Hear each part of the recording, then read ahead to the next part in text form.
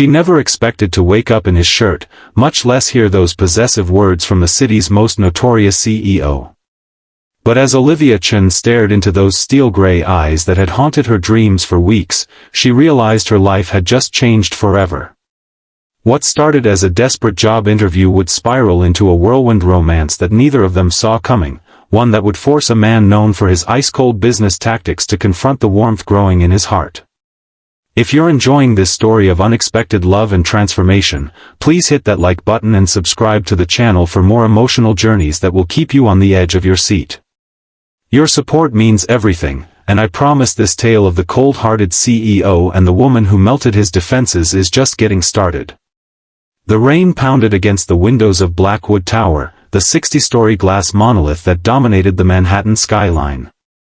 Inside the top-floor office, Marcus Blackwood stood with his back to the door, hands clasped behind him as he surveyed his empire through floor-to-ceiling windows. Lightning flashed, briefly illuminating his sharp profile, the strong jaw, the perpetual furrow between his brows, the lips that rarely smiled. "Mr. Blackwood, your 4 o'clock is here," his assistant announced from the doorway. Marcus didn't turn. "I thought I made it clear I wasn't taking any more interviews today." "Sir, she's been waiting since 2. She was caught in the downpour and that's my problem because..." His voice carried the chill that had earned him the nickname Ice King in business circles. The assistant hesitated. "She's the applicant with the finance degree from Columbia. The one with the innovative proposal for restructuring the Thompson acquisition." Marcus finally turned, his expression unreadable. "Fine. 5 minutes." When Olivia Chen walked in, Marcus immediately noticed 2 things. She was soaking wet, and she carried herself with a quiet dignity despite it. Her dark hair clung to her face, her modest blouse now embarrassingly transparent, and her portfolio was protected inside a plastic bag, the only thing she'd managed to shield from the rain. "Mr. Blackwood," she said, her voice steady despite her appearance. "Thank you for seeing me." He didn't offer her a seat. "You have 4 minutes and 30 seconds. Olivia didn't waste time with pleasantries. She pulled out her presentation and launched into her proposal, explaining how her approach could save Blackwood Industries millions while preserving jobs at the struggling Thompson company they were acquiring. Her hands trembled slightly, from the cold or nerves, he couldn't tell, but her voice never wavered.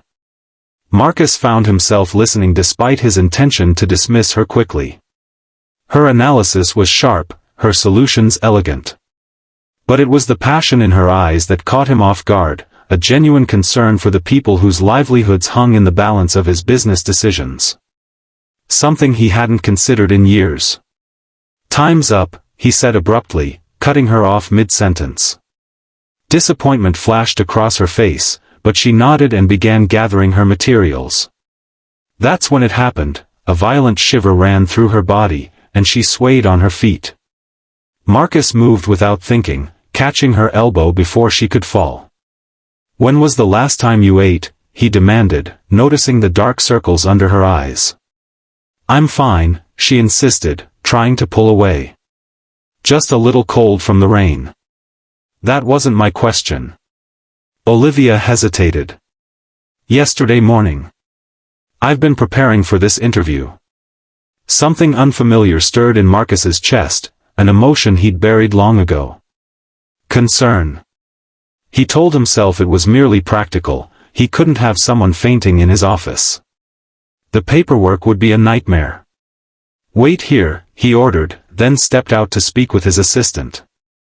When he returned, he carried a dry shirt, his own, and a towel. "My driver will take you to get something to eat. Then he'll bring you to my penthouse." Her eyes widened. "Excuse me? There's a storm warning in effect.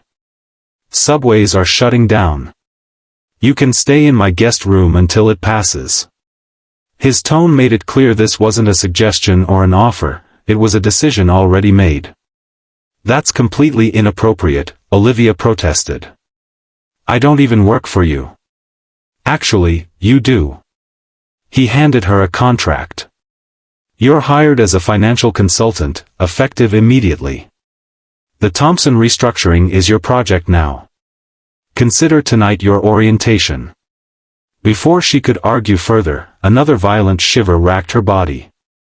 Marcus raised an eyebrow, challenge in his eyes. Pride warred with practicality on her face. Fine, she finally conceded. But just until the storm passes. Neither of them realized that the real storm, the one that would upend both their carefully constructed lives, was just beginning. The ride to Marcus's penthouse was silent and tense. His driver, James, occasionally glanced in the rearview mirror at the odd pair, the imposing CEO typing furiously on his phone and the bedraggled woman clutching a bag of takeout Thai food that Marcus had ordered for her. Olivia stared out the window, wondering how her life had taken such a bizarre turn. This morning, she'd been a desperate job seeker with mounting student loans and an eviction notice. Now she was employed and heading to the penthouse of New York's most eligible, and most feared, bachelor. Marcus's penthouse occupied the top 2 floors of an exclusive building overlooking Central Park. When the elevator doors opened directly into the foyer, Olivia couldn't suppress a gasp. The space was immaculate, all clean lines, modern furniture, and spectacular views. It was also utterly impersonal, like a showroom rather than a home. The guest room is upstairs, first door on the right, Marcus said, removing his suit jacket. Bathroom is connected. Eat your food, get some rest. We'll discuss the Thompson project in the morning. With that, he disappeared into what she assumed was his home office, leaving her alone in the vast, empty space. The guest room was as luxurious and impersonal as the rest of the penthouse. Olivia showered in the marble bathroom, letting the hot water chase away the chill that had settled in her bones. When she emerged, she realized her clothes were still soaking wet. The only dry option was Marcus's shirt, a crisp white button-down that hung to her mid-thigh. She ate her food sitting cross-legged on the bed, listening to the storm rage outside. Thunder crashed, and the lights flickered ominously. Just as she was finishing, a particularly violent thunderclap shook the building, and the penthouse plunged into darkness. Perfect, she muttered, fumbling for her phone to use as a flashlight. A knock came at her door. Are you all right?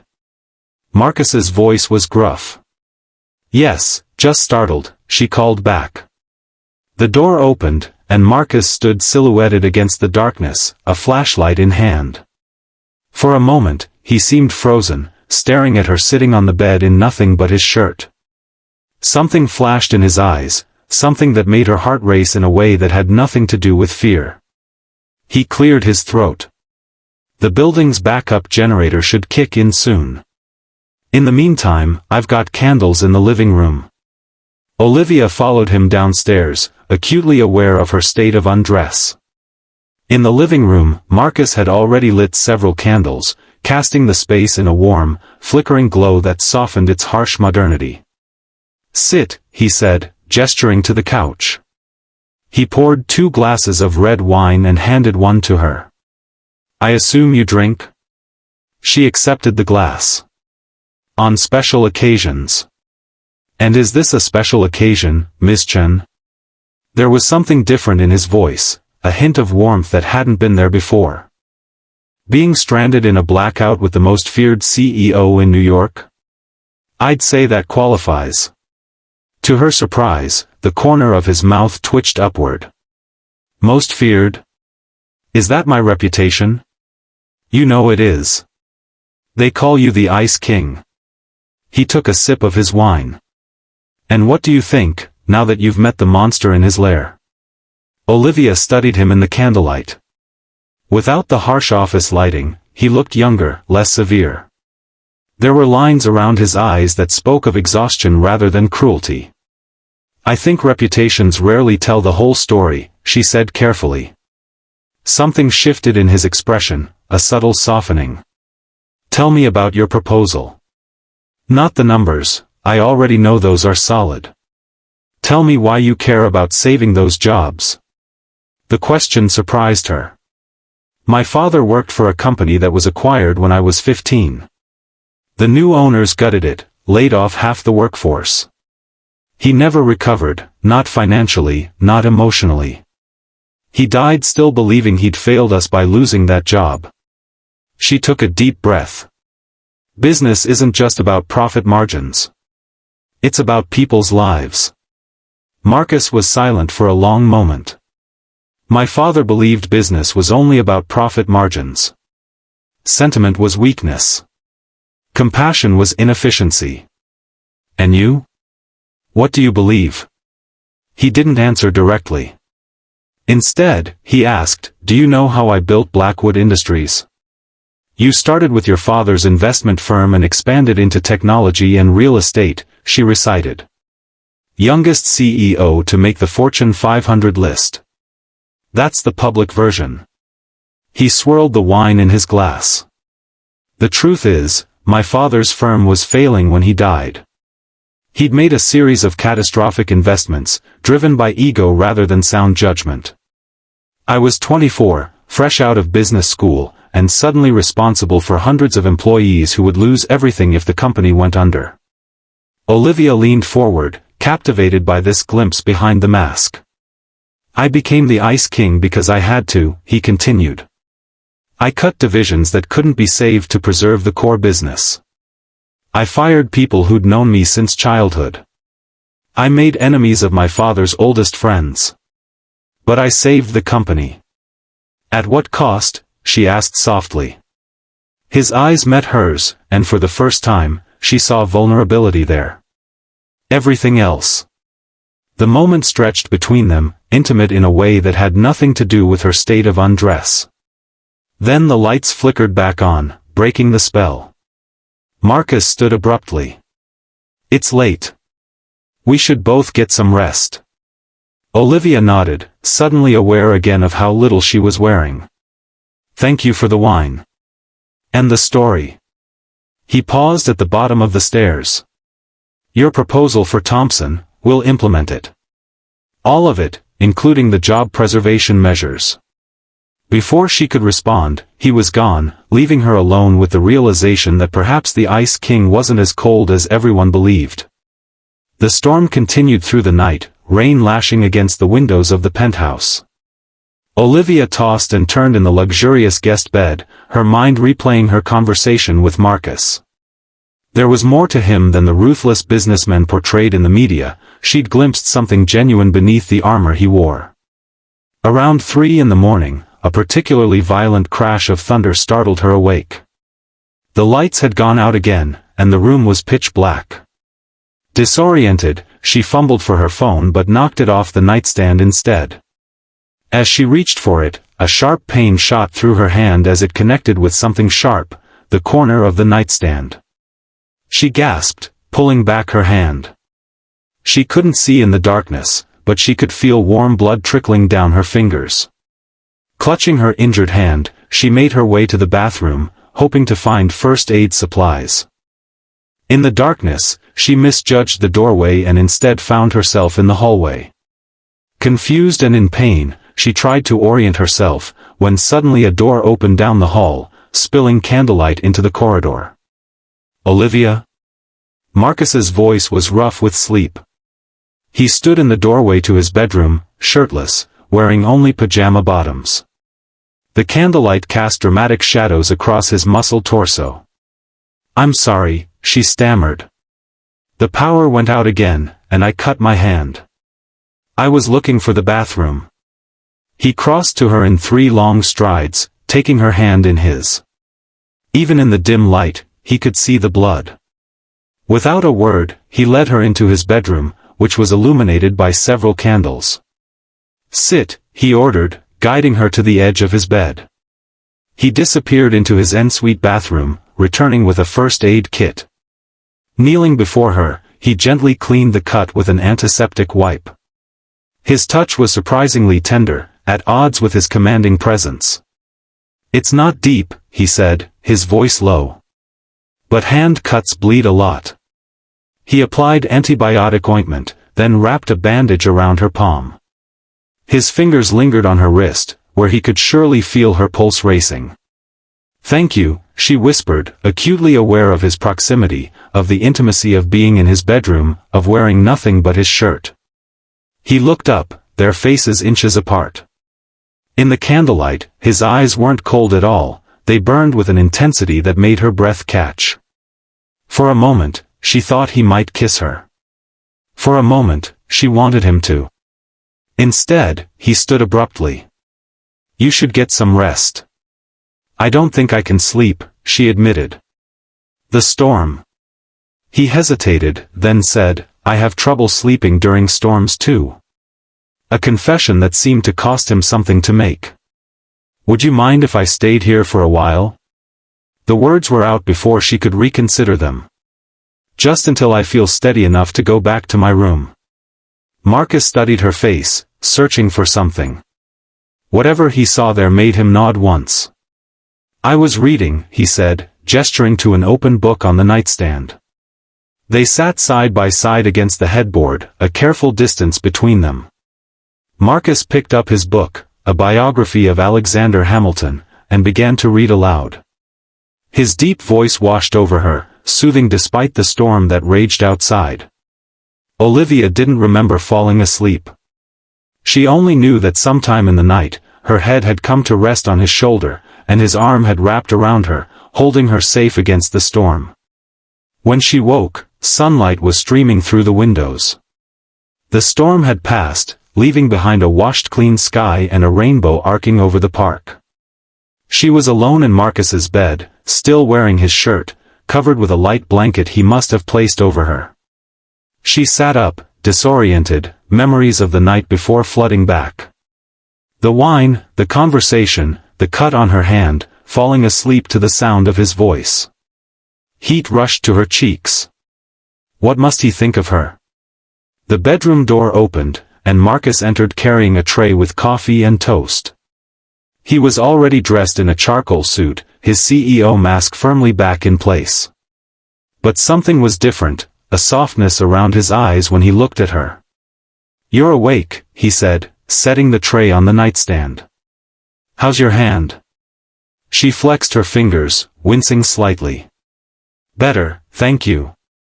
He sat on the edge of the bed, a careful distance away. "About last night?" "I'm sorry," she interrupted. "I didn't mean to impose or make things awkward. I was disoriented from the storm and—" "Olivia." Her name on his lips stopped her rambling. "You have nothing to apologize for." Their eyes met, and that same electricity from the night before crackled between them. Then his gaze dropped to his shirt that she wore, and something possessive flashed in his eyes. "You look good in my clothes," he said, his voice low. Before she could respond, he leaned forward and brushed a strand of hair from her face, his fingers lingering against her cheek. "You're mine now," he said softly. Her heart stuttered. "What?" "The Thompson Project," he clarified, though his eyes said something else entirely. "It's yours to lead. I want you to start today." "Oh." She wasn't sure if she felt disappointed or relieved. "Yes, of course." He stood, putting professional distance between them again. "Your clothes are dry. There's a car waiting to take you home so you can change. Be at the office by 10. Just like that, he was the Ice King again, all business, no trace of the man who had read to her in the candlelight. But as he reached the door, he paused. "Olivia?" "Yes?" "Keep the shirt." With that, he was gone, leaving her with a racing heart and the distinct feeling that her life had just veered into uncharted territory. The next few weeks were a whirlwind for Olivia. Leading the Thompson restructuring project thrust her into the heart of Blackwood Industries, working directly with department heads and executives who initially viewed her with suspicion. Who was this newcomer who had the ear of the notoriously unapproachable CEO? Marcus maintained a professional distance during business hours. In meetings, he was the same demanding perfectionist with everyone, showing her no special treatment. But she would occasionally catch him watching.